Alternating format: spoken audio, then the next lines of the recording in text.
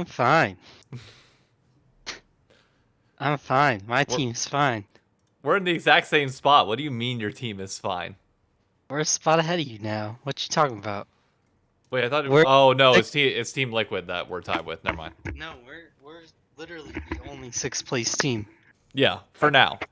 We both have an equally difficult schedule to close the year, and if we beat you, then we likely play. Or no, we would win the tiebreaker over you guys because of a 2-0 record. Yep. But then again, we don't have a coach, so Well, you replaced him with with Nuke Nuke Duck. Duck. Okay, yeah. Uh, sure. Let's see how that goes. Why not? I can't imagine it going like I don't know. Maybe he's like the next Eric Spoelstra, and will just like be the best like No way. player manager coach you've ever seen. That's gonna like guide us to worlds, put all the pieces together, and then just bring in like we brought in Darshan for academy. Darshan's just gonna train tenacity to be the best top laner in the LCS, and life is freaking great. We're fine, no problems at all, nothing to be worried about. I don't know why you're even panicking. I'm not. Low key though.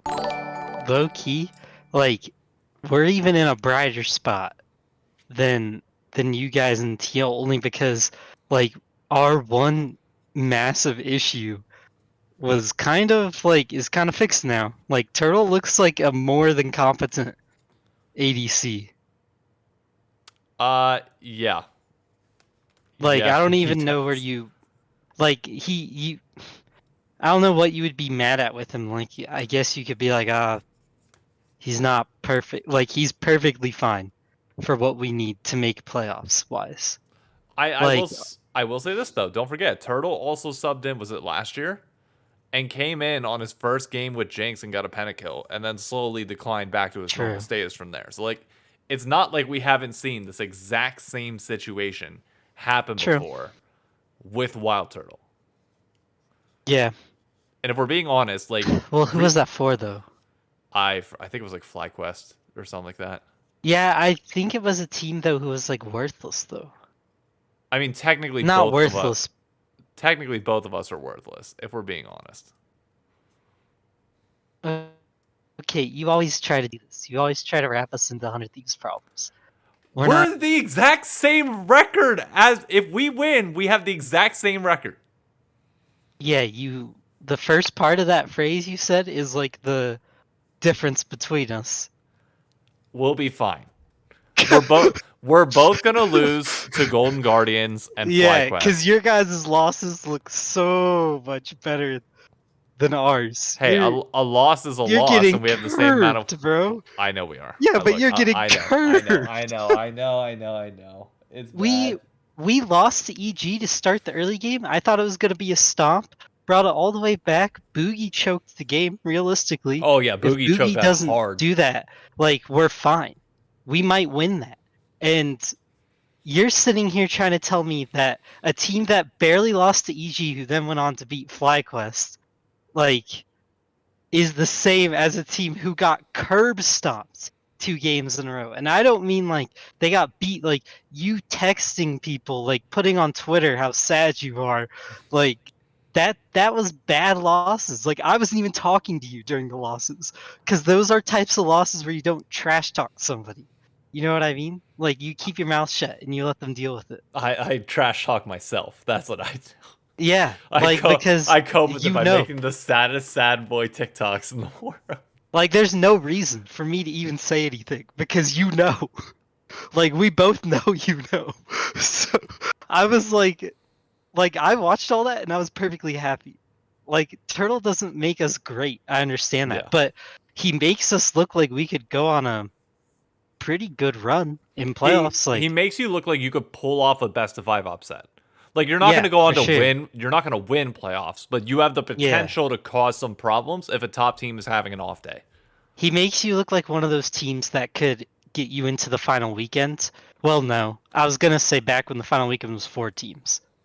Like that's more what I meant. Like he's one of those guys who can do exactly what you said. He can pick you off a win to get you into the top 4 teams at the end, but it doesn't mean your team is like your ceiling has raised to winning it all. Yeah, like I will have faith in the turtle of enormous growth if they're against Golden Girth. Guardians, Girth, whatever.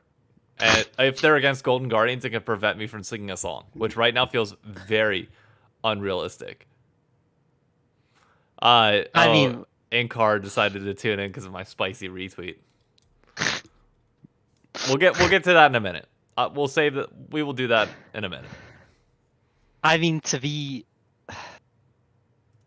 these are all fan reactions though, but to me, like at this point, we can pull some magic off. I feel like we can work some magic. We look way better with Turtle.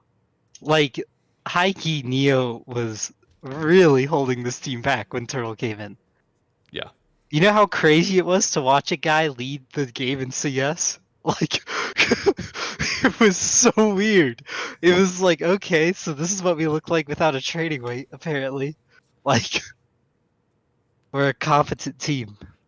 I mean, I could say the same thing about Cloud9 right now, though. Like, M&S Oh, Cloud9 legitimately... looks insane, yeah. M&S legitimately looks like the best mid laner in the league if he's given counterpick. For now. Yeah. No, like deadass. I looked up his stats because somebody asked me whether I would put him in. God damn it! Why does my camera keep freezing? Somebody asked me if I put him in my top 3 for All Pro, and I think it's too early to do so. I don't think it's fair to anybody else in the league to put somebody in All Pro after 4 games. But he's leading the league in pre-15 stats in lane. I mean, him and Blabber look pretty nasty together. They look incredible. At the very least. Yeah, at the very least. The question was asked, what does he need to do to hit top 5? Or, like, to hit top 3, sorry. And my answer is simple. He has to keep this up. Because they play FlyQuest and they play Evil Geniuses. And if he can maintain the leads that he's having against those two, even if it's a single round robin, I'm willing to put him top 3. Because he's blowing people out of the water. Now, granted, he has the highest counterpick percentage in the entire LCS in terms of mid laners. So he's supposed to be doing that, which is good. But, you know, it's like Summit of last year in a way. Yeah, but you also have to perform, and he's performing, so that makes you happy with him. Like, C9 looks way better with him. C9 are still my favorites to win it all. Like, I've been saying that since, what, week 1? Like, they were my number 1 preseason favorite to do it, and I still think it rings true. Like, I don't see FlyQuest beating them. Like, Spica looks good. Most of the players on FlyQuest obviously look good, but, like, apparently they've been running it in scrims. And it's like, at some point, that is going to catch up with you.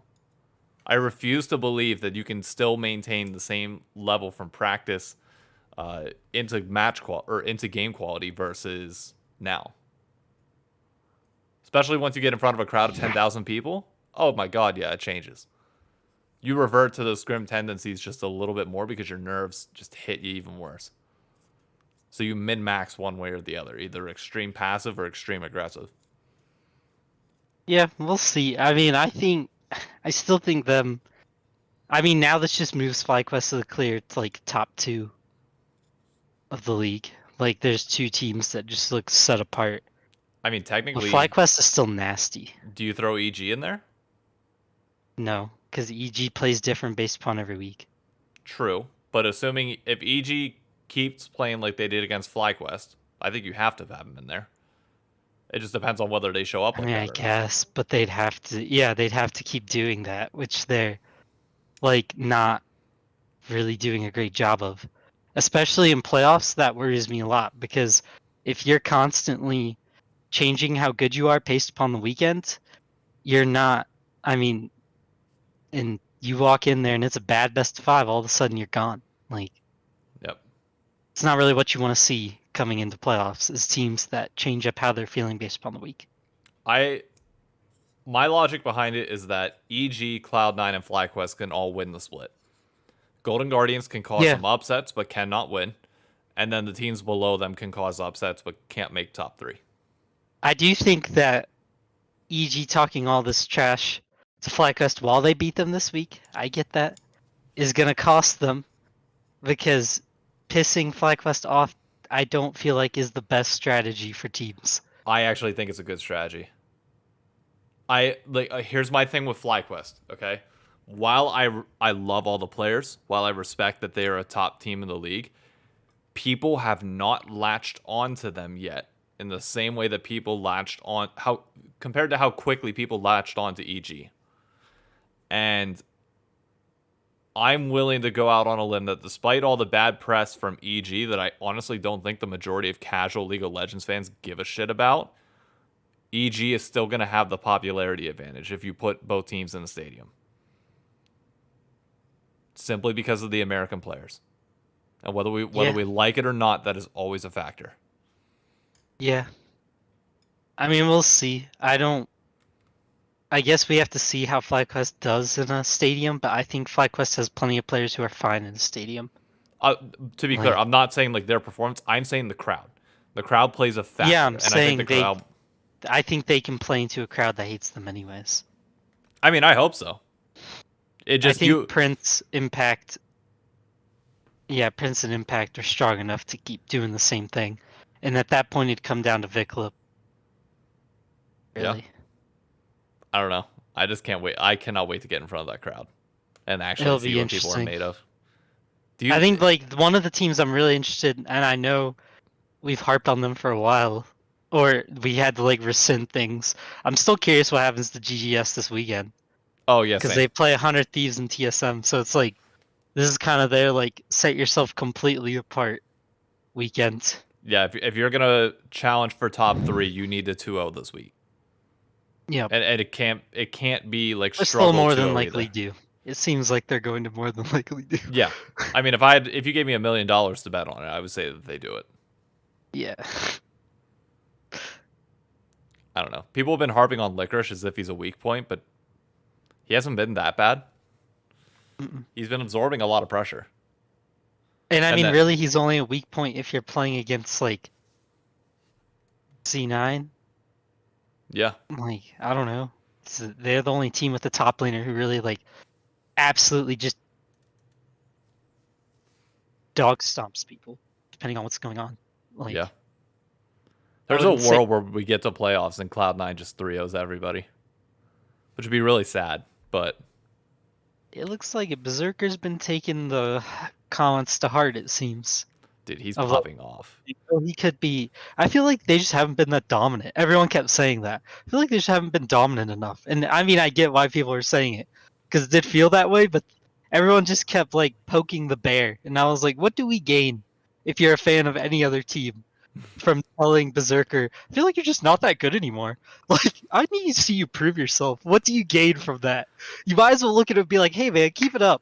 You're doing a great job. When he was middle of the pack, you should have been like, yeah man, yeah, keep playing at this level. This is the level right here. I need you to lock in and keep this for the rest of the year. But instead we all went, no, he's kind of washed. And then all of a sudden he was like, cool, sounds good. Like, cool, keep talking.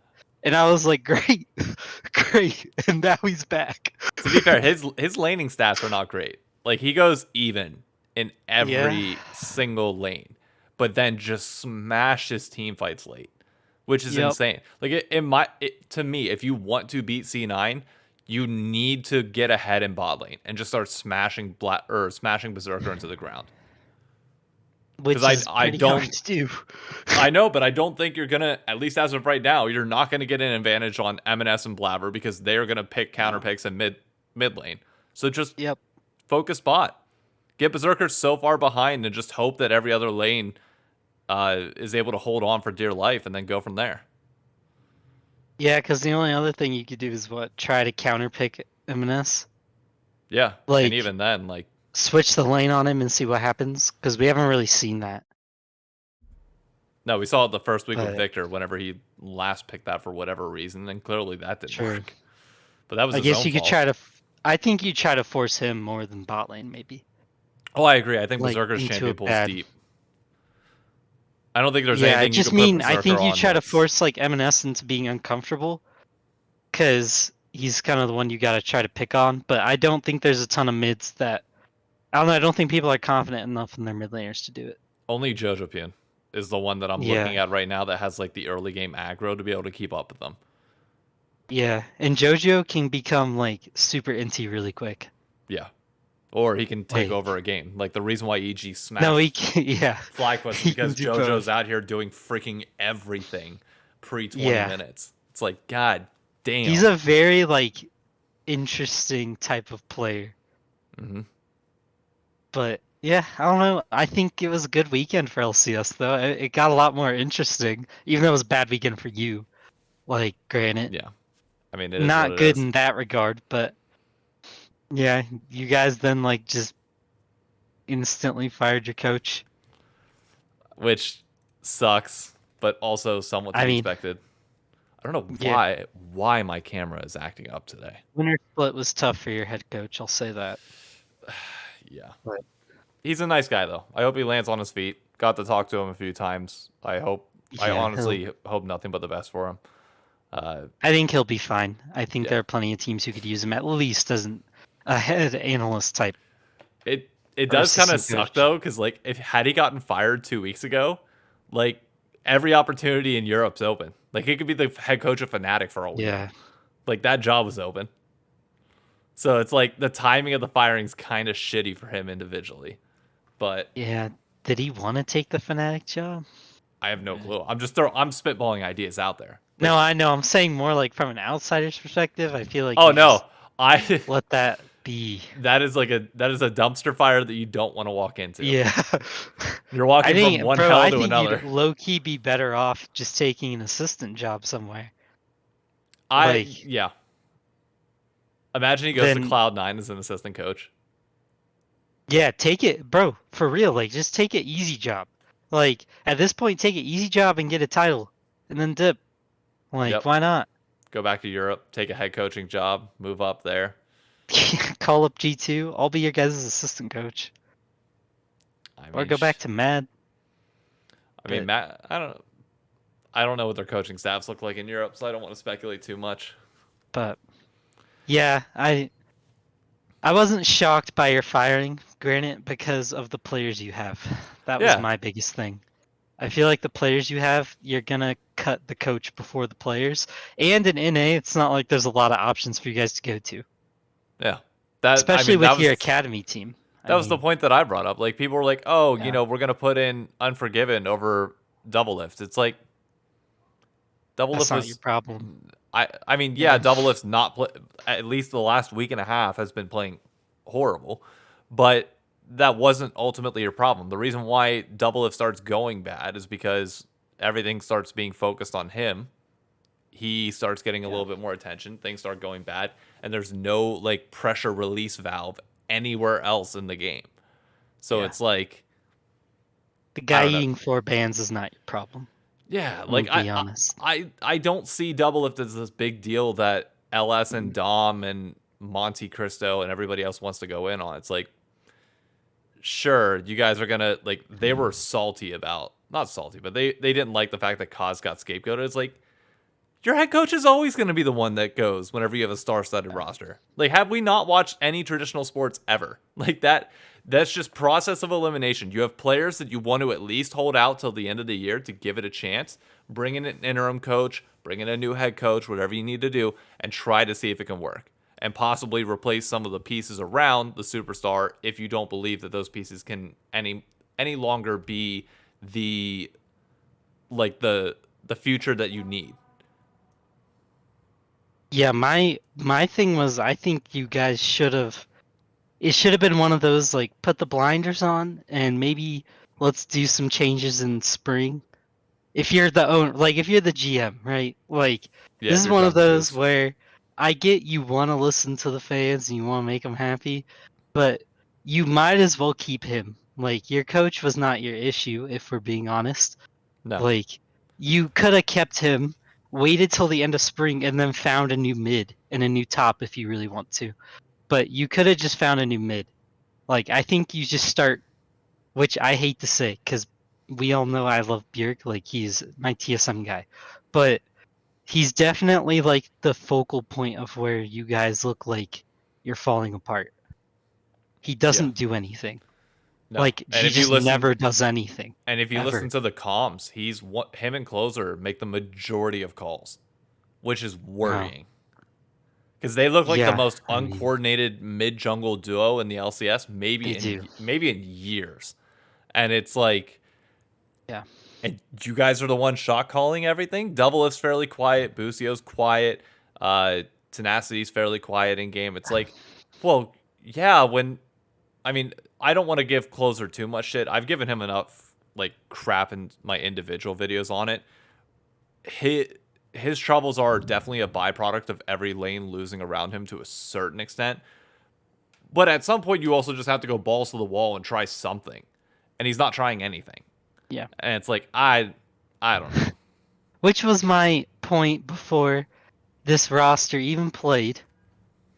Ging75 says the communication from a visual perspective seemed like a problem.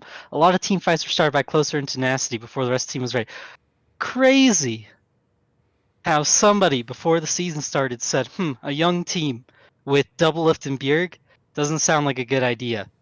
Because what happens when young players start team fights before Doublelift and Bjerg are ready?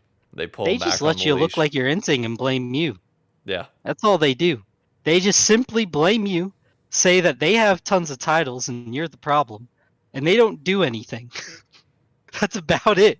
They just do absolutely nothing and say that you suck and then try to get you fired and to get somebody who will play at their pace, which their pace has won NA a lot and is probably used to be great, Used to be. Keyword. but would not work anymore. It will not work anymore. Like, we're seeing it not work because they're not like, I don't know, they're not, their way of winning in NA used to be perfect because nobody could do anything and everybody sucked.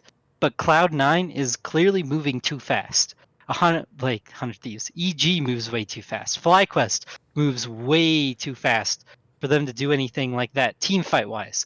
I get FlyQuest as a slow team in game. They're not going to start a lot of fights with you. They're going to get their lane advantages. Then they're going to rip you apart with the item lead from CS Yep. and tower plating. But their team fighting synergies on those three teams, Bjerg and DL cannot keep up with lately in their current form. No. They haven't been able to. Now I understand 2020 they like got away with murder, but 2020 was also like literally Spica and Broken Blade forcing issues and just like winning somehow 2v5. Like, you can go back and watch those best of fives and the damage dealt charts are like not pretty. Yeah. People don't really remember that, but they would show the damage dealt chart and it would be like, wow. So just nobody's doing anything except two players on our team. Yeah. And it would just kind of end. So I don't know. Like, and the thing is, like, I have full faith that Closer can play that aggro style. oh Like, yeah, that's how he he came. can. Yeah, that's how he came up as a jungler. Like, he's not.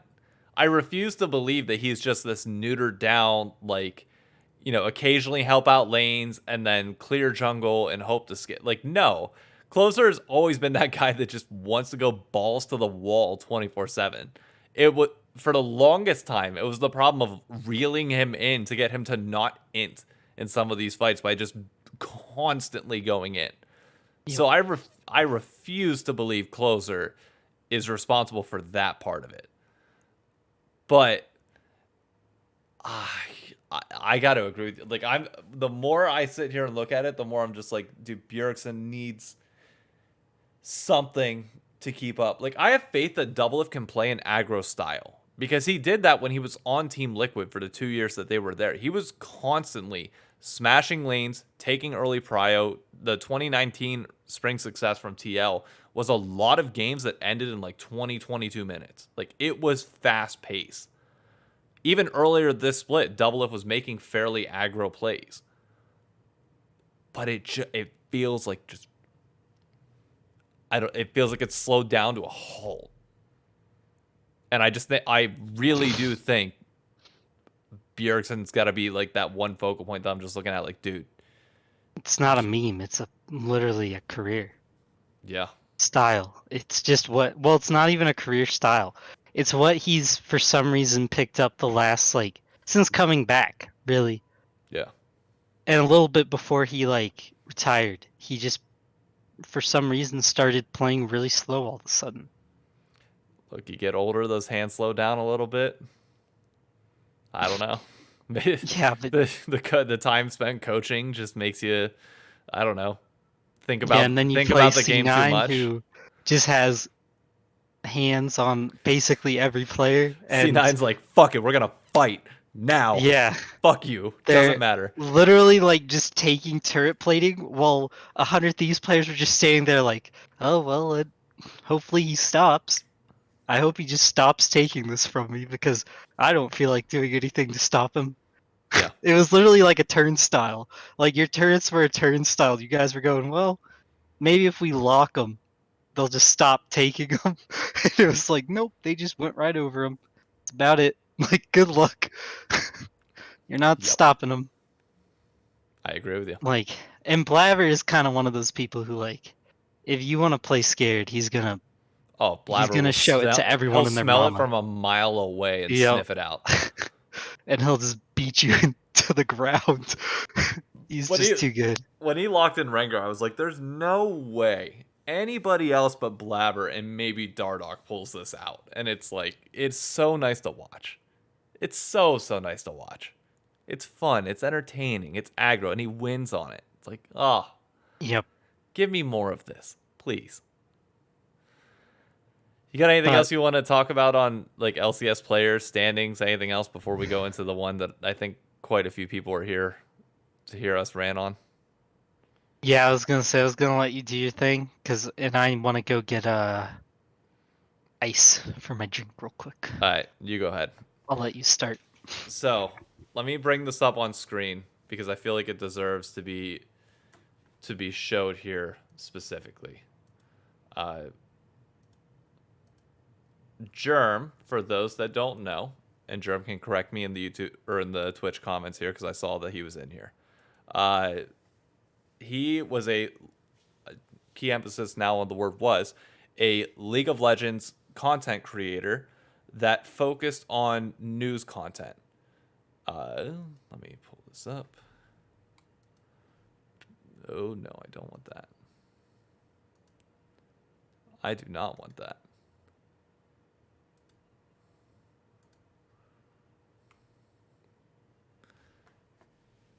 I'll just swap to this real quick, and this will show it. Just reading through his thread real quick. Since December 2020 until today, over 2 years ago, Travis Gafford gained about 6,000 subscribers, according to Social Blade. This with easy access to most teams, pros, assistance from Riot themselves, etc. This is to paint a picture of the current content creation landscape for LoL esports, but also to tell the story of LoL esports in general. The community audience is not growing. At best, it is stagnating, which likely means declining. Skipping ahead to second to last tweet. If you are in a niche that is not growing, you are fighting a strong uphill battle, and it puts a major cap on your potential ceiling. So it is easy to deem the grind not worth it, as I have for some time being. But I do hope this tells the story because I'm getting so many messages. Oh my god, man, why did you stop? You were killing it. By stop, he means stop making League of Legends content because he has switched to Pokemon content. It does not make sense in the current climate for me to continue time or money-wise. The reason why I wanted to bring this up is because there are portions that I agree with, but quite a few portions that I heavily disagree with on this. And let me just state by saying that I agree that news content specifically is on the decline because the LCS is on the decline as well.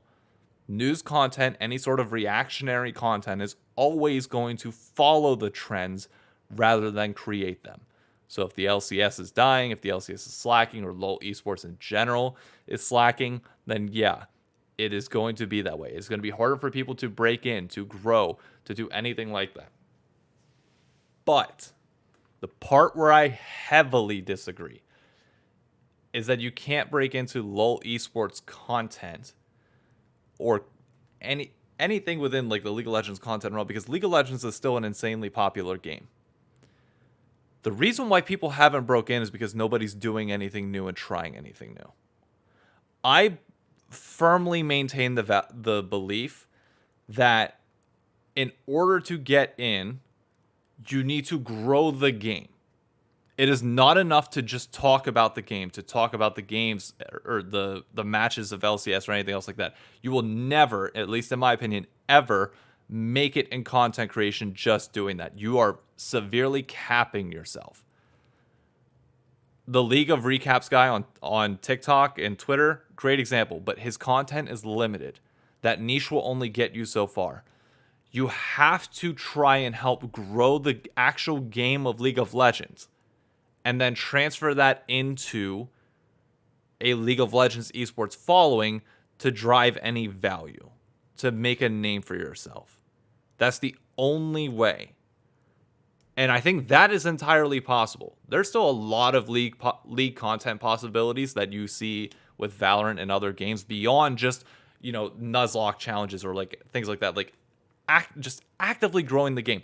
I refuse to believe that in a world where we consistently fill up stadiums of 10 to 20,000 people each, that you're telling me that we can't grow this game. The problem is everybody's trying to grow it in the ways that we've done historically, which is no longer working. Like, I agree that it is an uphill battle, and I'm not denying that portion of it. But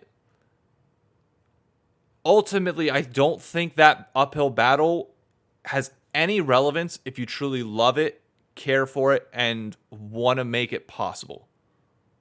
Like, all content creation is an uphill battle. You are fighting into a saturated market, no matter whether it's League of Legends, whether it's just IRL content, anything like that. Like, you're facing off against hundreds of thousands of other people trying to do the same shit. This is an uphill battle no matter what.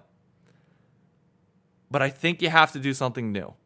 You have to. It cannot, this is no shade to you, Germ, nor to anybody else that covers news and reactionary content. It is just not going to be a way to do it. It's not sustainable because you're not driving you're talking about other people's stories rather than creating a story yourself, which I think is very difficult to do, which is why you're seeing so much power go to content creators like Ludwig, like Valkyrie, who use these things but also drive their own stories with it. They are the focal point while playing these games as well.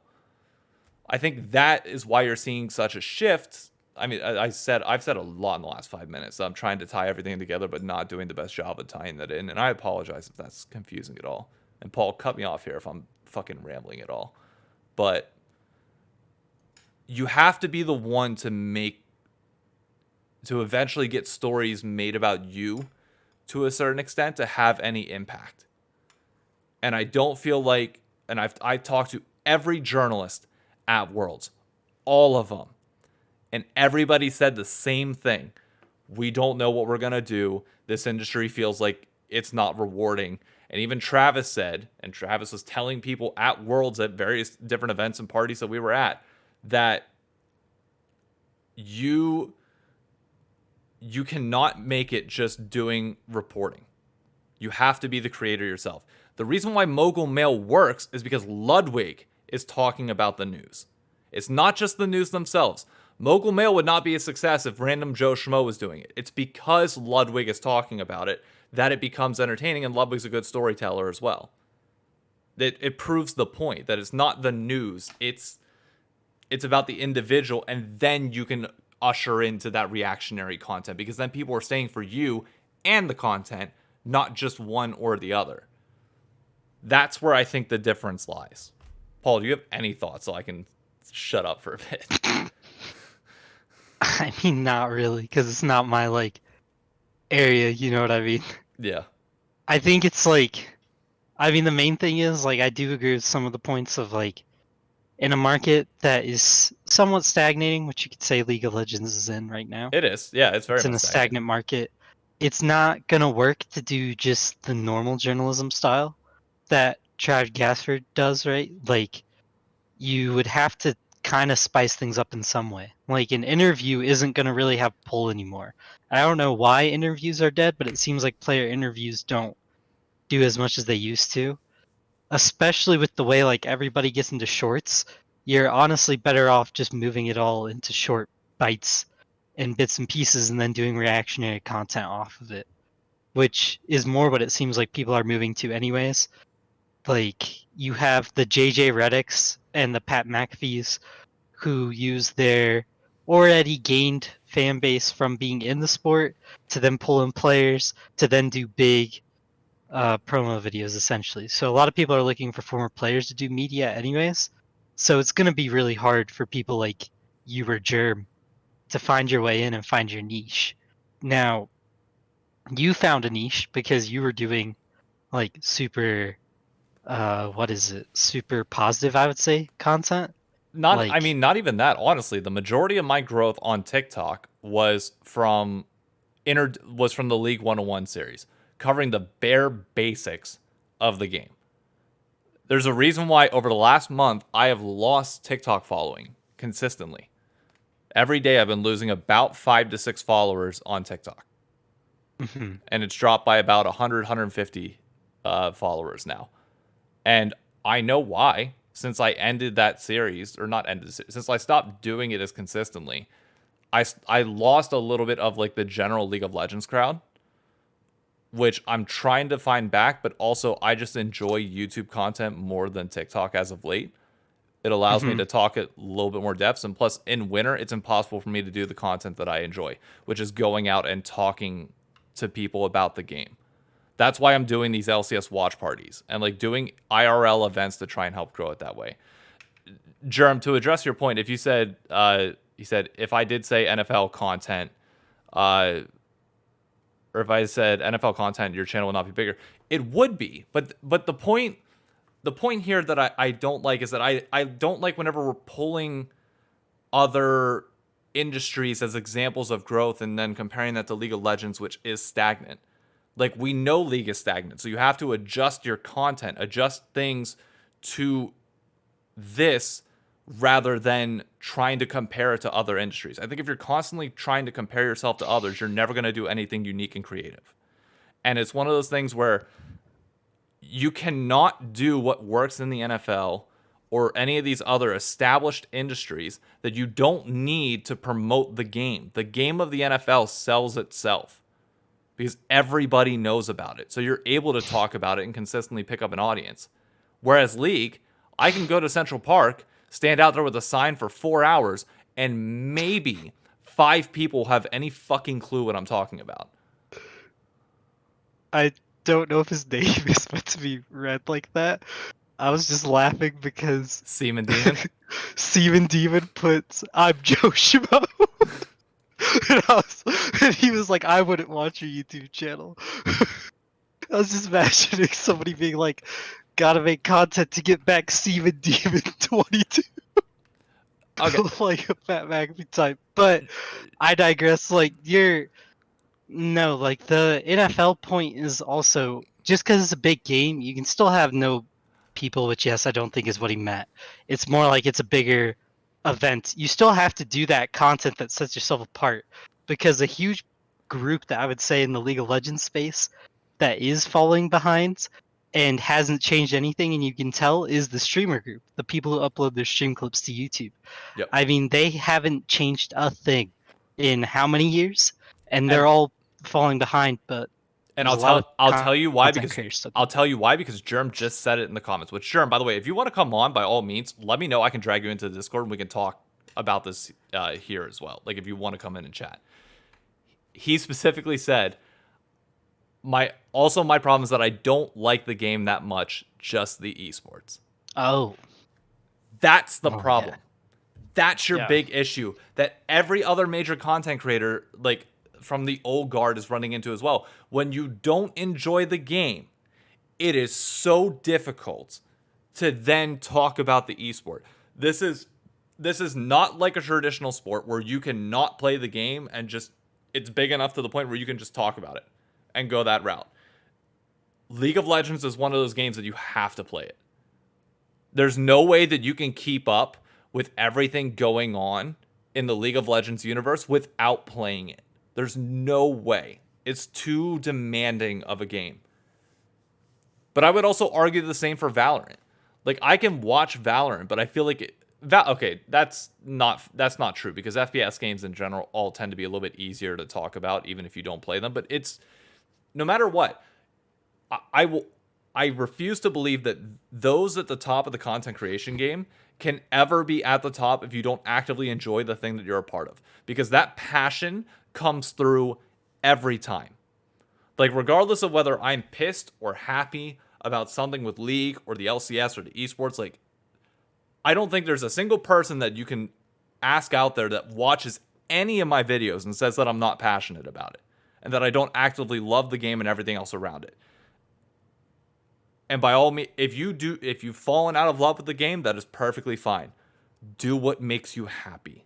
And that's ultimately where this comes out. So I just want to make sure everybody in chat knows I am not shading anybody here for moving on to different things, to doing what you enjoy and what you pursue. Do what makes you happy. I'm just saying from the League of Legends perspective, if we want to grow this, you have to enjoy the game. You have to enjoy the entire ecosystem around it. Otherwise, it's just not going to be possible because authenticity is so big right now that that has to come across in every single thing that you do. Yeah, it's also tough if you're a content creator who enjoys the sport more than the game. You know what I mean? The esports side than the game side. You're in a tough position already because like there are a lot of nuances you can't talk about. Like at that point, you're just talking about I don't fully know all of Germ's content, so if I end up hitting it or sounding like I'm trying to nail him, I'm not meaning to. It's more like though you're going to be stuck to roster rumors and what's going on with team narratives than you would be like talking about what is the team doing and why are they playing like this? Why are they playing bad? It's a lot harder to discuss the deep intricacies of what TL is like doing wrong if you don't like the game as much. Now, granted, you can watch the game deeply and try to learn about it deeply, but there's certain little things you just won't get because you don't play it as much. Like it's just how it is. Same as basketball or football. Like if you aren't playing the game, you're not gonna know as much. Yeah, I mean, Like, same with golf. Like golf is one of those as well that like it is downright impossible to show that you yeah. like to convey that you truly enjoy the sport and can also appreciate like the high moments and low moments without playing it yourself because there needs to be that feeling of relatability in every moment. When you see not Aurelion Sol's not a great example. Who's Zeri? When you see Zeri have a pop off moment, but no, if a lot of people play Zeri, it means a lot. That's why Yasuo moments are so big. Think about whenever Yasuo has a big play, why everybody goes nuts because everybody's played Yasuo. Everybody knows what's going to happen with it. Versus whenever Zeri had a pop off moment, it was like, oh, she's having a lot of these, but like the level of interest is just not anywhere near as high. That And it's also, relatability. Oh, God. I was gonna say to credit Germ, like if there was a time, it's pretty tough to like decide to leave something that you've built an audience in, Oh especially my God, because yeah. his channel was getting like at least a couple thousand views a video. I feel like Yeah. a few thousand videos on a lot of them. So it's like this is probably a time if you've been doing it for a while to want to dip out. I feel like if you are a content creator, this is not a bad time if you're a League esports content guy to leave because I mean the I'm trying to think of the word, like the guard is changing. Yeah. Oh, no, The it guard is definitely is. changing a lot and you're losing a lot of the older favorites. So you're going to have to completely change your content style for the new fans of the new players because there's a lot of new guys coming up and they're going to drag with them their new people and the DL style fans, the beard fans, they're all kind of whittling It's away yeah, and and you they're can tell. disappearing. Yeah. So it's definitely one of those like I don't know, if there was a time to leave, I would get it. Like this would be one of those times where it'd be pretty tough not to leave if you're looking at moving on. Yeah. And that's why I can't like really blame him for that side too. Like I don't blame it at all. But I don't know. It's a kind of a weird area right now because this is like one of those times of like low key a restart for the League esports scene. like in league in general, like on getting that younger generation because they failed so hard at getting that middle one. I'll be honest with you, like I refuse to give in to the theory that League is officially dying in North America, that like it is going to be dead without there being some sort of replacement for it, because I don't think there's any other esport out there that has the level of complexity that League of Legends has and is close to the sports dynamic that League has been able to have, with the exception of Valorant having a little bit more strategy. But even then, FPS games are like, I don't know. It's I don't know. But I just don't. I refuse to believe that this audience is ever fully going to go away. It might shift to another game, by all means. It could. But you need a direct replacement for it. Yeah, and it's going to be tough because I would say LCS like is so, and I don't mean this in a bad way to them, but the LCS, a lot of teams have moved towards the Korean centric rosters, and Korean players are really taking over the league, and that's really hard to like The relate to market. Yeah, when you half can. your roster doesn't come close to really speaking the language or being as involved with your community as others. It's just a weird space right now. So you're Oh, getting those like more Korean centric fans, but a lot of them watch LCK anyways. So it's like this weird middle ground of like where are we going and who is there to love, and it sucks because a lot of the rookies that everyone was latching onto was Honor Thieves, and rookies are not really working out this year as much as they have in years past. And then the EG thing happens, where Danny was building a super fandom, and Danny had a lot of issues come up, and he's gone now. So yeah. I don't really know where all those people go to. I guess to JoJo, but No, they won't go to JoJo, because JoJo being seen by too many people as like this cocky, arrogant yeah, kid. he's Whereas, way different from Danny. That's the yeah, problem. There is Danny was no, like this humble guy that, like, yeah, in hindsight now, without talking about his issues or anything else like that, uh, Danny was relatable for a lot of people that you wouldn't normally get actively involved in like League fandom. Like he had a very tight grip on a certain group of people and like a certain personality type that quite frankly we hadn't seen before. yeah, And I just think there's nobody that's filled his place like that. And you'll eventually and get it somebody that will come on, but like and it's a it's gonna be a bit. personality type that, granted, like not saying this is part of his issues, but it's not really. It doesn't do great in competitive sports. So to see his personality type succeeding, I think, is one of those niche things that brought a lot of fans to him and attracted you to watching him, because not a lot of people who are soft spoken, kind, like saying all that. It's kind of the Andrew Luck type. You know what I mean? Yeah. Like which I guess was a bad comparison because Andrew Luck. Well, I guess it's a good comparison because he retired early, but it's also like those type of guys who are so easy to love, it's hard to see them go, and you attach to them really hard, and it's like the Justin Herbert. There's a better one. Yeah. He's like Justin Herbert a lot. Like you want to see Justin Herbert succeed. It is hard to watch Justin Herbert fail because you like him so much as a guy. Him and Trevor Lawrence, really likable guys. Jalen Hurts, another likable guy. And Danny was just one of those. He was easy to watch, great at the game, like made us feel like we could maybe compete internationally one day. And then like a lot toppled down. And that really does hurt a scene because he was the new guard.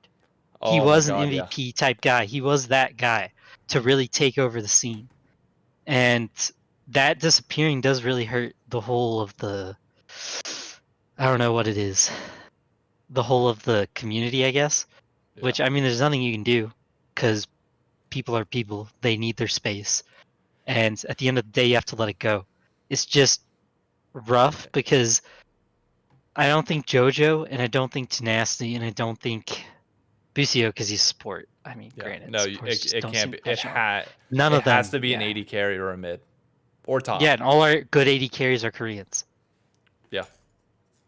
Like, Yeah, because I know Cloud9 fans, or at least the two we have that watch this show regularly, and I know the TSM fans like me aren't going to leave with their players. So if you bring in a Korean to play on our team, like a Cloud9 or a TSM type, and they leave and go somewhere else, it just makes it that much easier to go see them. Good luck. Yeah. When you move on, I'm done with you. I'm back to my team. You know what narrative I really don't like, which is Mm. it kind of leads into something that we've talked about between the two of us on the opposite side. You and I have both actively fought for basically getting rid of the import rule to a certain extent and allowing like competition in certain scenarios, a competition to just be pure competition. But the thing that we have both acknowledged during that point was if you bring in a roster of 5 Koreans or 5 Chinese players, this is not anything against them or a race related thing against them. It is just harder to connect when you can't have that somebody that also grew up in the suburbs of America that has that relatability factor. It's Mm. you connect with people that had a similar upbringing or similar story that you can just put a part of yourself in. Hmm. There's nothing wrong with saying that I just can't connect to players that are not from North America. And for some reason, people like I've seen a certain subset of fans have been very outspoken, like, oh, you're being racist and shit like that for not being able to support them. It's like, if I can't connect to a player, I can't connect to a player. It's that Yeah, simple. and to beat that argument away, kind of like, not even kind of, it's pretty easy for me because I watch Wild Turtle, Double Lift, and Spica. You think I wasn't completely in love with them on my team? Way easier to fall in love with them than Maple and Boogie. Now, I love Maple and Boogie because I am a diehard to the core, but I have struggled a lot more to watch Maple or Boogie stream than the other three because the other three like speaks English very fluently. So does Wild Turtle and so does Double. Is their like first language type. Like I know what they're saying on their streams. Their memes match my memes. I get all of their culture references because they're American, like or North American in general. Like that just helps me to connect. It is a lot harder to connect to guys who are listening to K-pop. Now I've listened to K-pop, but when they only listen to K-pop Yeah, and that's stuff like that, and all their songs are in different language that I don't know and I really don't have the time to learn, it's just harder to watch the stream the whole time. I'm gonna go back to my other streamers, like my casual guys, like Rat Earl, stuff like that. And it's no hate on them. It's not, I think, inherently being a racist. It's just cultural difference. Like if yeah. the culture ain't the same, because that's even easier to say than North American. I just need a player who's like kind of my culture. Like if they're kind of in the same vein of culture as me, I can kind of connect with them way harder. That's why even a European player coming over is easier to connect to because a European player is going to make the switch to American memes way quicker Yep. than that. And memes drive this community. Like memes are literally what we do all day. We ratio, we post memes on subreddits. That's what we do after games. So if your player is kind of struggling to meme, it doesn't hit as hard. And Prince has been one of the few who's been like That nailing the memes. his tweet today was incredible. Yeah, Prince is on fire. Like as far as on the come up of a Korean player, he's doing it really good. But he's the exception, not the rule. We've seen Exactly. so many Yep. imports that like are the exact opposite of that. That it's like you can love the players, but like they'll never hit that superstar level status that others have. Someday is a great example. Someday is loved by everybody in the league community, but he doesn't like he's not that elevated status. Like Someday's not going to carry a team's viewership. People are happy to see him win because he's a great guy, but he's not single-handedly carrying a fandom. And that is just like it's so hard. Yeah, I miss the LMQ days. I did see when we had Bang on like 2019 100 Thieves.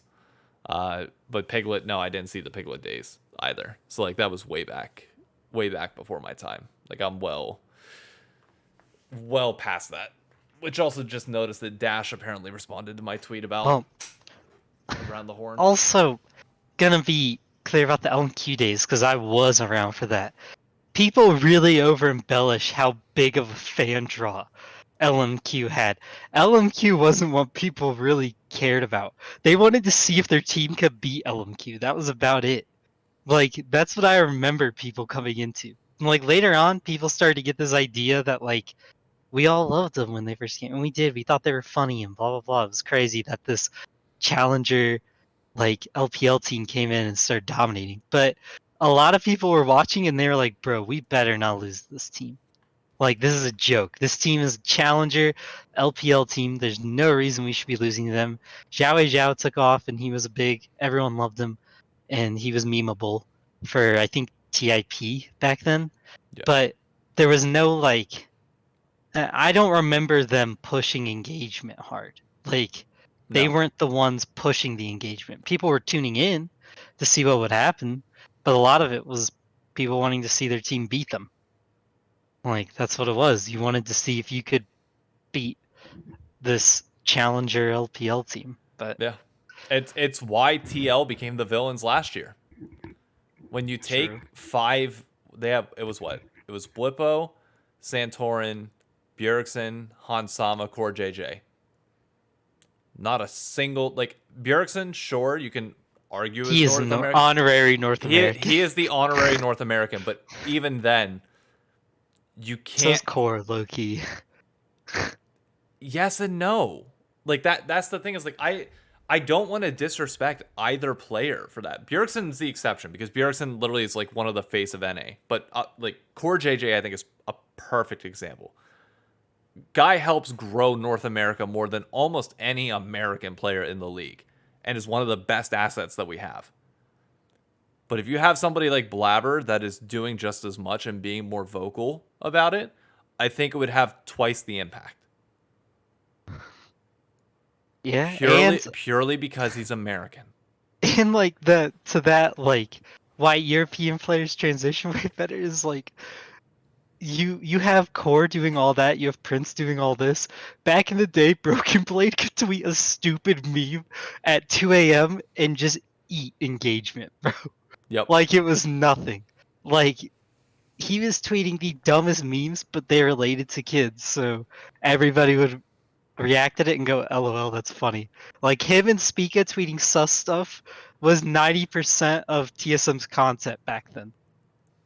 Yeah. Like 90% of it, and it drove numbers. Like those two just being memes. Khan bringing up the good old point of we need to have success to gain a following, to which I say no. You didn't with Spica and Broken Blade are maybe they're the exception to the rule, but they were pulling numbers when they sucked. I like if you're labeling this as just LCS success, I will agree. Because I think you need to be like top 3 of NA for anybody to like give a shit about you at some point in time. Like you're never going to be able to sit in like that 8th to 10th line. Yeah. But if we're talking about success internationally, we've discussed it enough. Get that thought out of your head. Okay, yeah, he's saying LCS success. Yes, I agree with that then. You cannot come over and be 8th to 10th in the LCS and try and make a name for yourself because you are just going to get shit on in the memes. You need to be showing progress. You need to be contributing to the culture beyond just stealing a paycheck. Big even what is it? A native player is going to be that way. A resident player, like any player. A Blaze Olive, you're never going to hear about him probably. Like who else? Neo, he might be a non-resident player, but you're never gonna hear about him because he doesn't win enough. Like people like that, you have to win. I mean, you just do. Yeah, I mean, I do agree that choice. you do need to have some success in NA because winning is fun. Yeah. I just think it just needs to be very distinctly clear that you're talking about North America only and not internationally. Yeah, and look at I mean a good example of that is Tactical. Ugh. He used to get engagement a lot, and then what happened? He lost, and all of a sudden engagement to 0 instantly. Yeah. You lose, nobody cares. They're not gonna listen to you. They're not gonna show up. to be fair, You win, when everyone's around. those engagements that you post on social media, like the thing that BB did well that I don't think many people give him credit for, his engagement also like actually gave you a glimpse into his personality. It wasn't just tweeting for Oh, the sake yeah. of driving numbers, where I feel like Tactical and a few others are like, they like in their prime, like they tweeted out, but like you didn't really get enough of like who they were and what they do and what they're about to really stay behind them. So that whenever Mhm. things did fall off, you weren't actively cheering for them to come back up in the same vein. True. And that's the problem is like you need soft-spoken people to counteract the loudmouths. But when we have little to no loudmouths in the league, that's all anybody wants. There's a reason why the Vulcan Ayla shit's popping off right now. And why people actually care about it. Because it's like, yeah, Vulcan's finally being the one to fucking say something. Even if he's getting too personal for people's taste, so what? As long as he's not bringing in somebody else's mother or sister, What like do you say family that was member. too personal? Here, I'll pull up the thread. Because people... There was the thread that he went at Delphi a little bit for. Busio, That yeah, somebody said Busio's been doing the TikTok stuff, it just hasn't stuck yet. That's our point of winning. You have to win, or it doesn't stick. Even a hoodie org like 100 Thieves, who is basically an engagement organization, can't pull off getting engagement on their players without winning. If also, they can't do it, nobody can. no, and I doubt Busio would see this, and I've talked to him twice now. But my dude, you like your content needs to be more than just the game. And I feel like a lot of people fail to realize this. Like that Busio's content is great for like a League of Legends pro of like this is what I do mechanically to do this and this. That's not the content that pops off anymore. People want to know what the fuck you're doing on a Sunday afternoon and like follow you around. They want to like be involved with this like what is the word for it? Whenever you believe that you're friends with somebody online but you're not actually friends with them, what is the word for that? Something relationship. I'm forgetting. Parasocial relationship. People need to develop that with you. Whether you like it or not, it has to happen. And you cannot just be like you cannot rely on just League of Legends stuff to carry that Yep. for you. Like Yeah. that just is what it is. Yeah. You're not wrong. Like when people think about you and the times that they've recognized you, do you think they're just recognizing you for your League of Legends shit? Who, me? Yeah, you. No, they're also recognizing you for the individual independent shit that you're talking about besides just League of Legends. Yeah, but I just mean nobody recognizes me. A few people do, yeah. I would say it's very rare. If they recognize me, it's because I probably said something stupid, for being honest.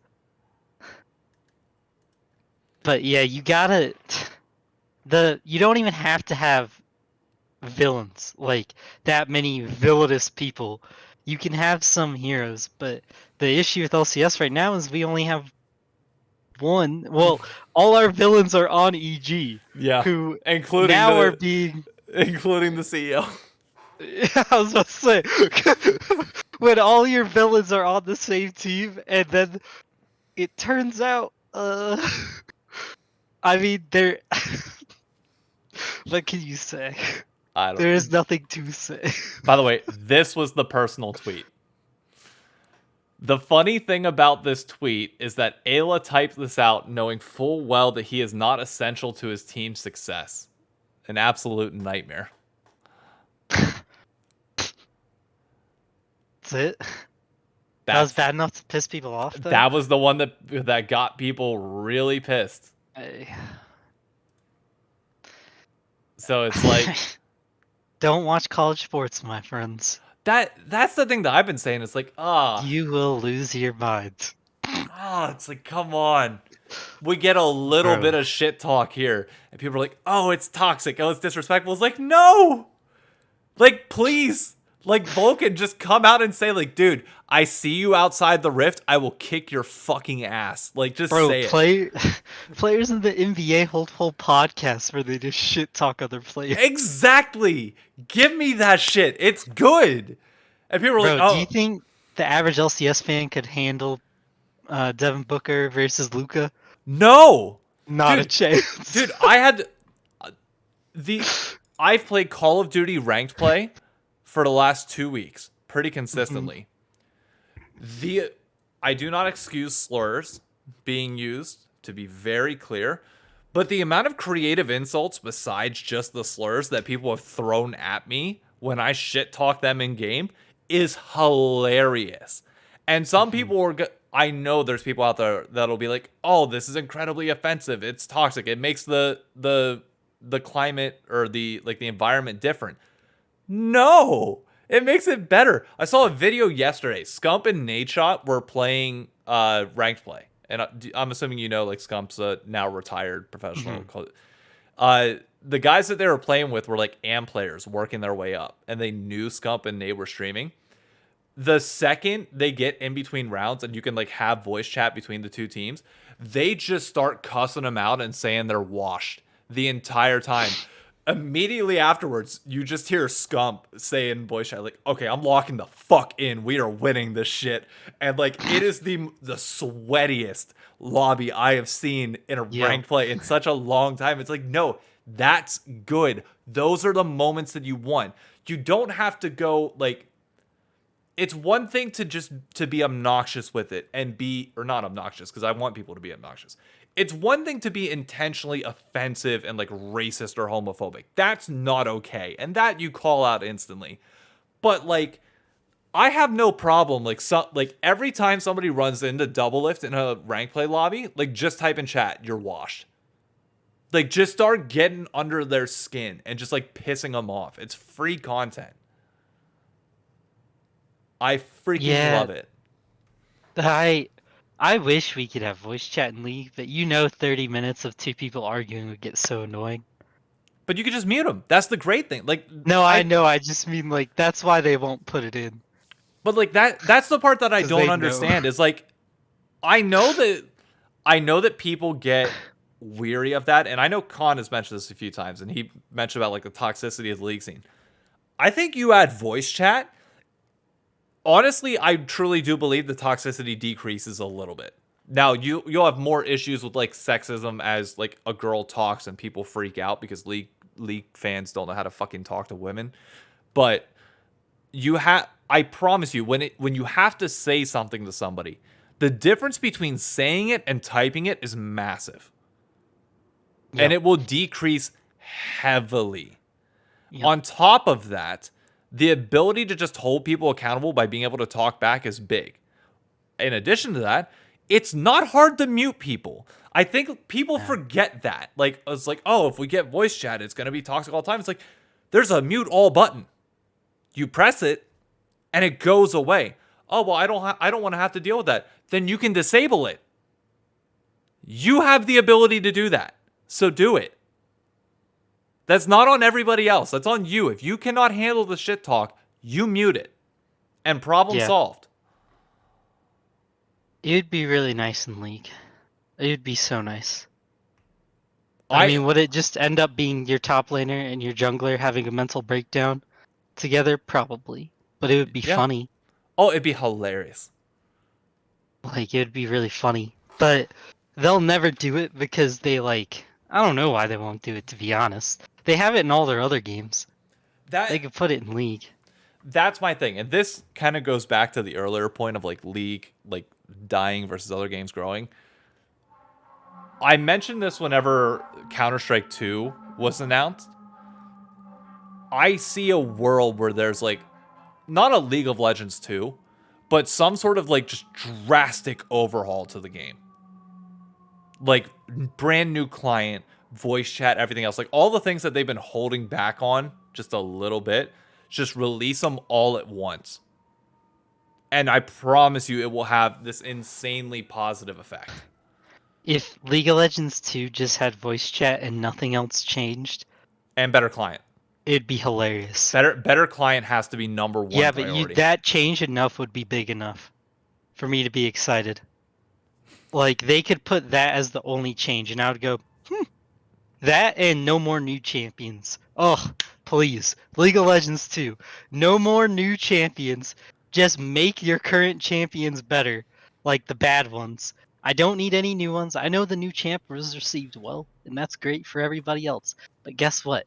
Fuck these healers. I'm tired of them. Fuck whatever that cleanse is. Fuck that too. You know what? How about you go fuck yourself, buddy? I I don't kind need of that like in it. my game. He increases Yeah, my well, auto I attack hate it. range. I hate it. Well, that's too I bad. don't care. That's too I bad. hate them all. And yeah, no new champions is the worst that you've heard. Maybe you enjoy them, but I hate all these new champs. No, here's the I thing. hate all the dashes. No, I'm sick of the I dashes. agree with I'm that. sick of the cleanses. I'm sick of the heals. I agree with the dashes. I will say this. I think you wipe it down to just 2 new champions a year. I think That's League's in a fine. much better spot. Because then you take the time to like build these up. You spend 1 month building up this champion in like January, and then they release in February. And like you have this whole month and a half long event for it. And like I feel like you could really make it nice. But my big thing is the client. The client needs to be like, you log into Valorant, it just feels fucking cool. And there's nothing about that in League of Legends right now. Not even close. I don't think League not having champions stagnates the game. I think it does. There's a little 150 of them for you to figure out. I think it does a little bit if they stop doing the mid scope updates. Maybe. If they do the mid scopes, then I think it feels fine because Maybe. you still have that feeling of new champions despite there being no new champions. You do need to have changes. Yeah.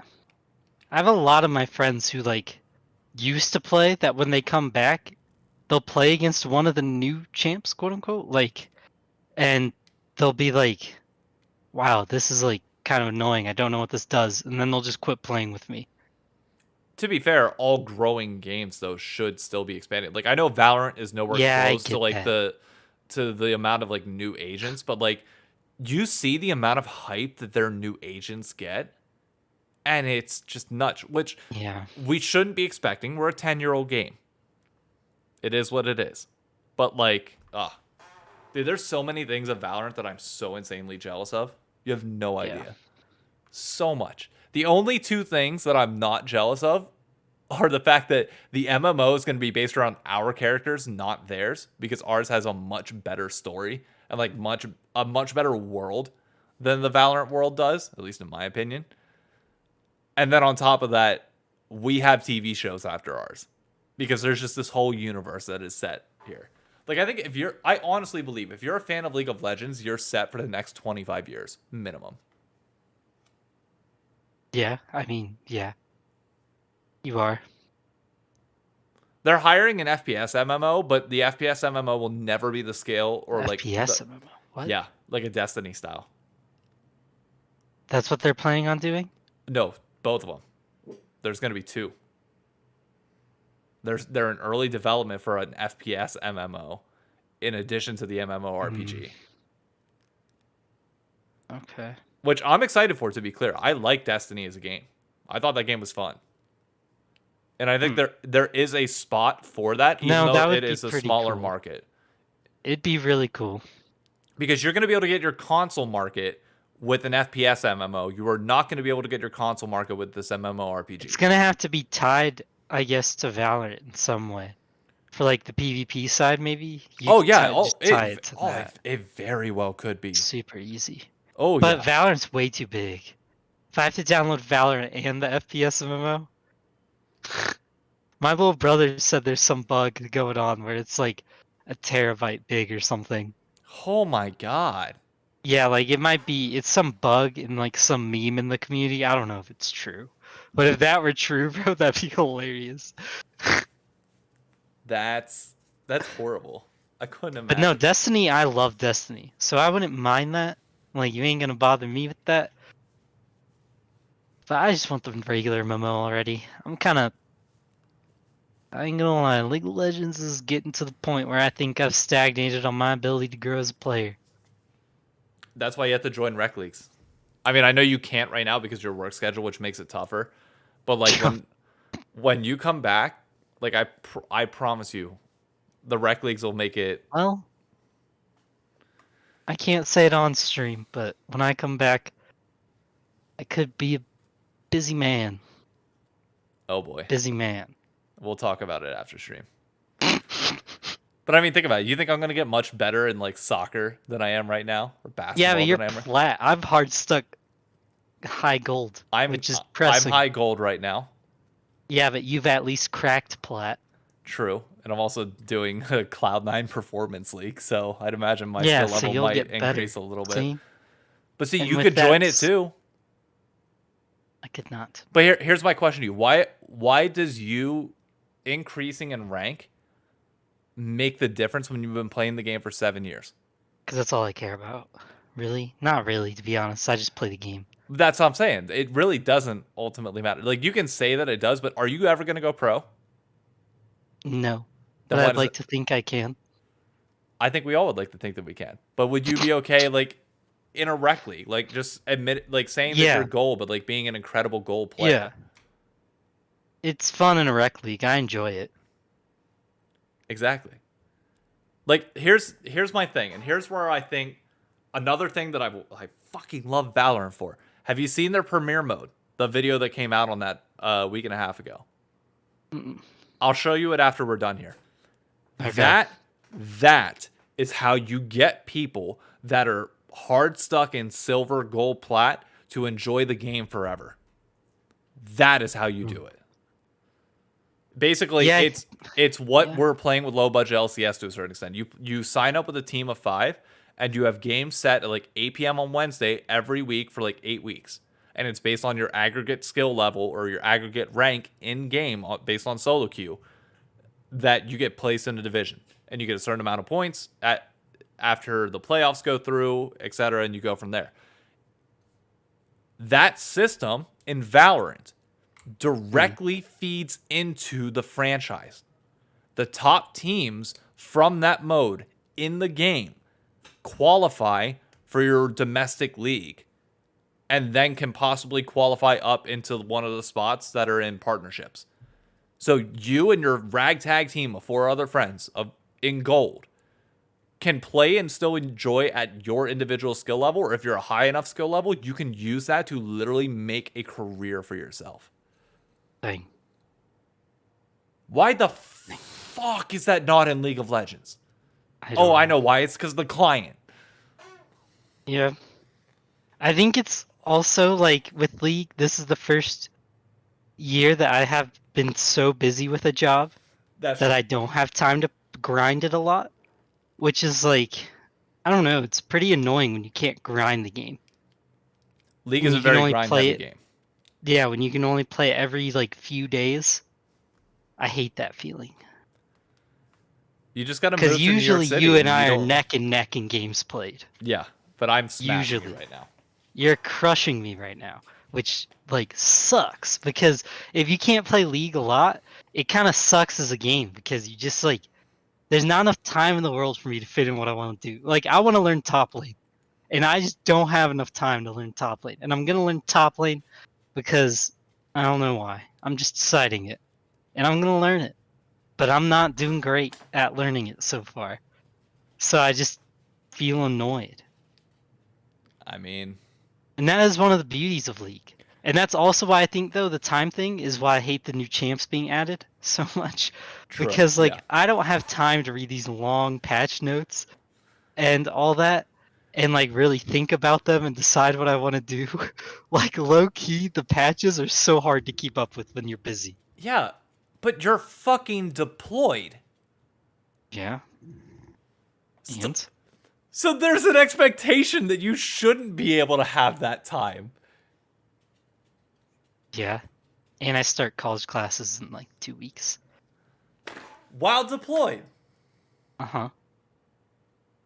And you're wondering why you don't have enough time. Yes, sir.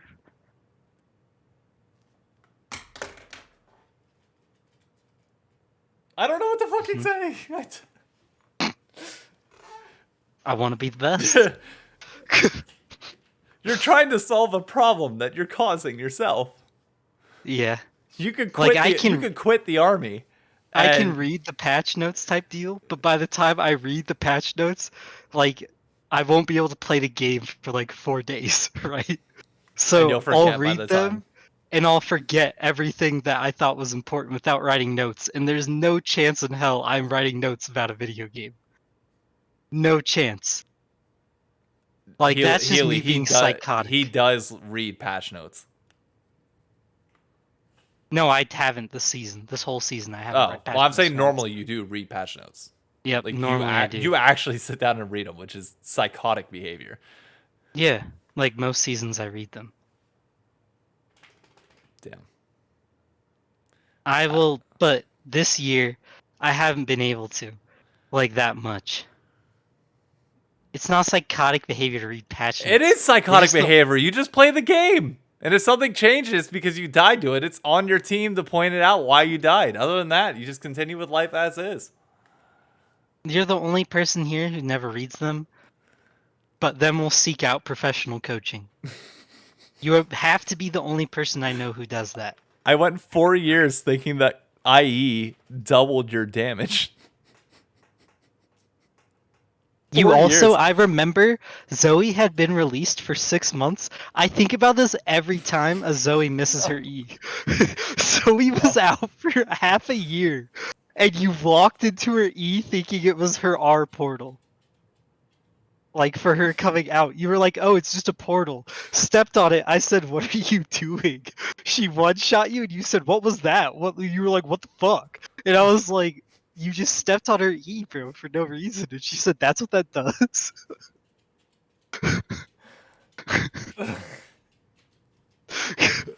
Look, I didn't know. I thought she was gonna like pop up out of it. So I was like, okay, let's get on top of her and kill her. And then all of a sudden, I'm standing still. And then you 2 seconds later, I'm dead. You even said when you were walking up to it, you were like, wow, she's dumb. And I was like, what? I was like, we are. Oh man, to those in chat, no, I've come a long way since those moments. You have. I still have a lot of what we call Silver Dave moments of like my silver side showing, but I have come a long way on those. A lot of that because no, I still don't read patch notes. Unless I'm reading, unless there's something in them that's like really big that I want to talk about for content, I do not read patch notes all that much. I just play the game, and I will first time a champion in ranked. I don't give a fuck. What was I gonna say? Oh yeah. No, I completely forgot. It is entirely escaped my mind what I was gonna say. I was reading chat and completely forgot. Yep, it's psycho behavior, but nobody ever believes me until we start playing competitive, and people are like, what are you saying, Paul? Like, why are you telling him not to do this play? Like, he just knows not to do that. Like, you're being overbearing. So, and I'm like, I can promise you I'm not. In his world, there's no such thing as being overbearing. There's never too much information to be shared. No. But I will say, and this is my claim to fame, because I've had many, like, I've been getting golf lessons since I was like 12 or 13. And the thing that I would always say, because we couldn't afford to pay for consistent lessons, I would have to get like one a month. So my philosophy on it whenever I got these lessons was, I'm going to listen and do exactly what they say. And the problem was I would always overdo it. Like, I'm very malleable is like the best asset that I would, or best word that I would assign to myself. If a coach wants me to do something, I will fucking do it to the extreme. Paul and I talked about this off stream. There was I forget who I was talking to. I think it was Zebra or somebody else. They were telling me to work on my CS because my CS numbers were dropping. And I was like, you know what? You're right. For a good 2-week stretch, I was averaging 9 to 10 CS in gold. Like, I was farming like a fucking champ, not missing minions in lane, getting any jungle camps that I possibly could where my jungler was on the opposite side or not going to be able to make it over in a reasonable amount of time because another objective was going to be up. I was smurfing with CS. But my team fighting went to shit in the meantime. So it was offset. So I am malleable. You tell me something, I will listen, I will do it. So long as I'm not listening to music and turning my brain off, I will remember to do it every time. Which is what made me decent in golf lessons. You want me to start like dropping my shoulder under a little bit more and hitting a draw? I can do that in a heartbeat. I will do it repeatedly. But then you're going to have to worry about me doing a drop kick in about 2 days when I overdo it. And it's this constant like back and forth. For 4 years of League of Legends, or well, 2.5 years of League and a year and a half of Smite, I never had anybody that taught me how to play this game. I played it entirely solo. That's genuinely how much I fell in love with the game on my own. Mm-hmm. So like learning all this shit now, like some people might think that you're saying too much in game to me. No, like there's, as you said, there's never enough info that I can get. And we do the same, like, the one beautiful thing about your malleableness is that all the support mains that you're friends with are like psychos about wanting to do like 2v3s into the enemy jungle. Like me and Zebra eat that up. We'll 2v3 all night. So it really doesn't matter. We'll fight anything. Now we know where the jungle is, and we'll tell you like, hey, we're probably gonna have to fight this out 2v3, and then you'll just be like, okay, and you'll do it. Like That's what makes it fun. The one drawback that I have that Zebra can attest to is that I'm a very feel-oriented player.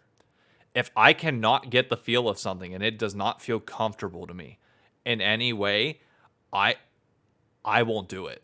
Like it just I cannot get myself to do so. There was a while that Zebra wanted me to play Tristana. And I just couldn't get comfortable on her. I couldn't CS comfortably. Just something about her kit like was not doing it for me. And it took me a good like 7 months to finally like adapt it. But once I started getting the feel of it, Paul and Zebra were like, just play Tristana every game. And I think I spammed it for like 15 games straight until I got bored and was like, I'm gonna do something else now. And also to Nick and Chad who said, you're not a cobbler. That's fine. My uncle was a drill instructor at Paris Island in the Marine Corps.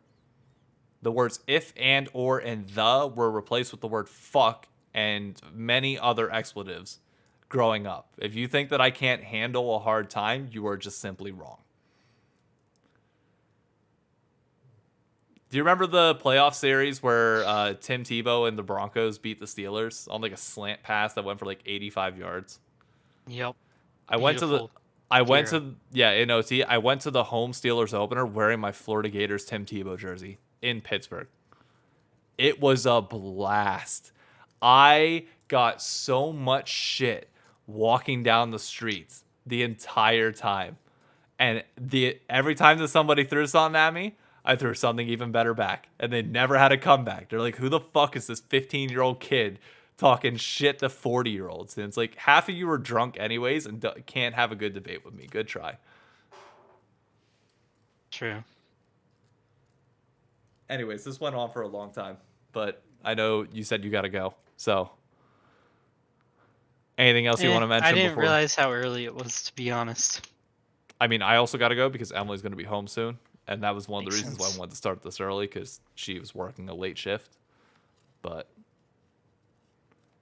asking for death at a Steelers game, dude, no, I'm not asking for a death, because I could tell any of these Steelers fans more about the Steelers than they know. And I'm not even a true Steelers fan. So like I don't put myself in positions where I can't self-deprecate myself or beat the people that I'm there with to not be able to handle the situation. Otherwise, I wouldn't put myself in the situation.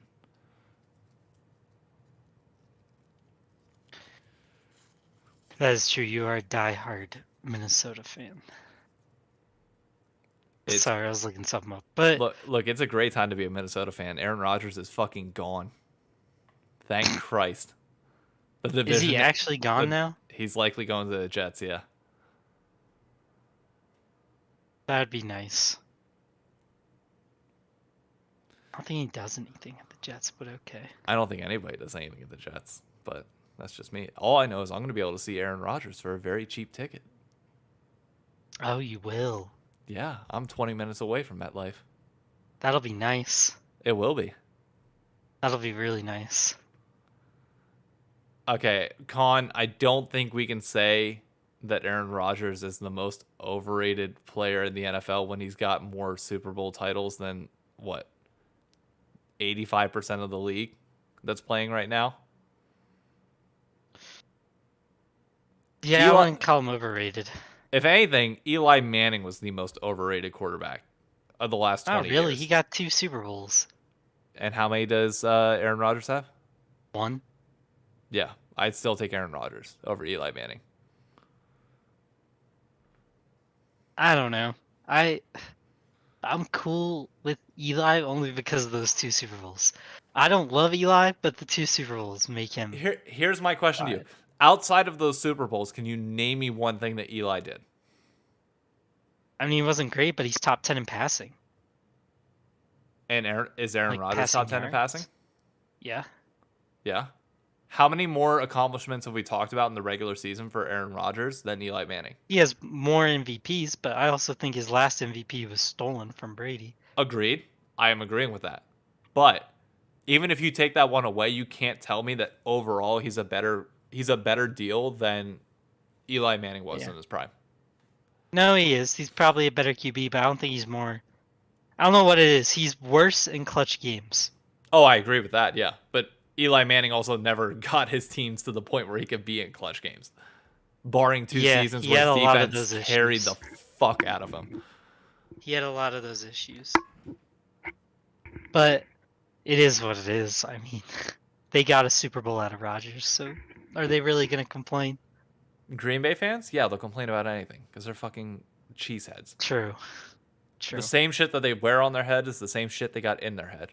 Nothing. Okay. You're saying that from a no Super Bowl team. Yeah, I know. And I'm pleading still to drop Kirk Cousins because I don't. Captain Kirk ain't it. He's never going to win us the Super Bowl. Ever. Good enough to keep you there, just not good enough to do anything.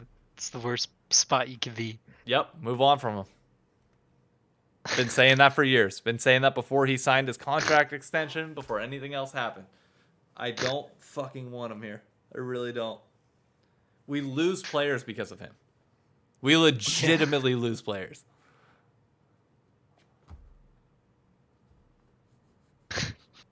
I don't know. It's funny, though. I hate it. It is funny, though.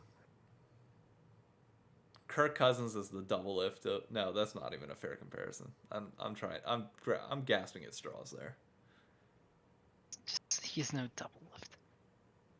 Closer is the Aaron Rodgers of junglers.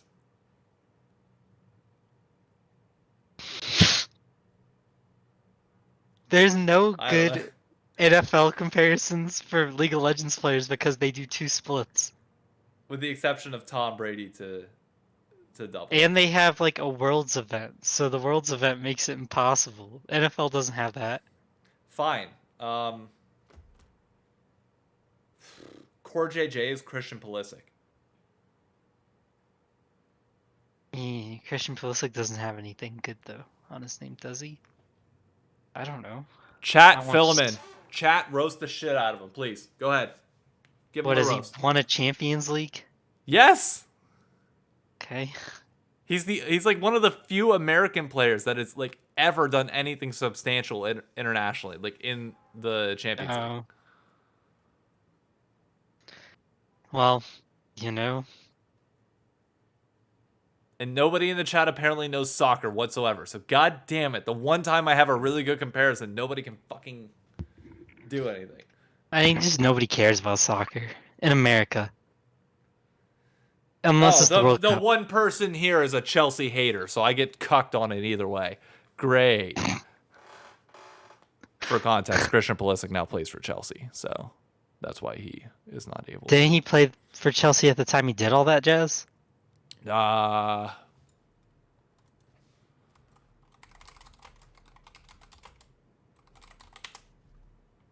I thought he got traded to Chelsea, if I'm not mistaken. Or no, was it still Chelsea? Yeah, it was Chelsea. Never mind.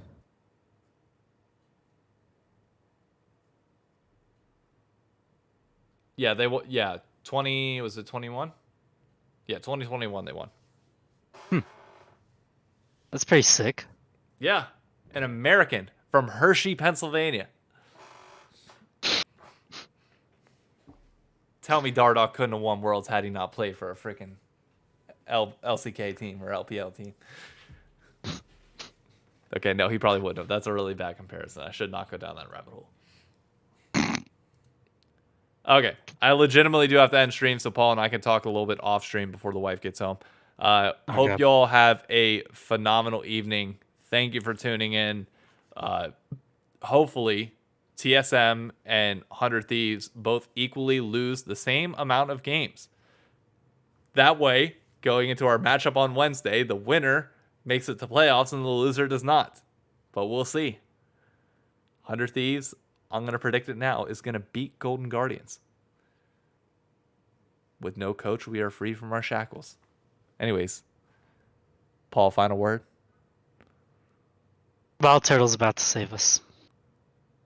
Wow, you've changed it to Wild Turtle is saving you. It's not Yeah. Boogie time? Not after that Wolves thing. He needs some tough love still. Okay. Non-toxic tough love. I don't know. Make it toxic. It'll be fun. No, Anyways. no. Oh, not from our team. No, not in the team here. environment. Not in the team environment. Yeah, Other players not can make it TSM. toxic. Not at in TSM. Yeah, not TSM. TSM, we don't do toxicity. We are reformed. Just the Calm fans. down. Just the fans. No fans. He just needs a little tough No, love I'm from saying the coach. you guys are reformed, but you're fans. Our fans are reformed. Ask What are you Latigris talking how that worked out for her. That wasn't our fault. The League of Legends subreddit was mad about that. And Yeah, your right. boy, Double Lift, was mad about it. That was your boy. Okay. Before we get into controversy, everybody too like tweeting jokes about people getting fired and then saying okay. things like that. It's okay. According to the TSM subreddit, I've got 300 followers on TikTok, so That's a good point. life is great. That's a good point. Y'all have a great night. Adios.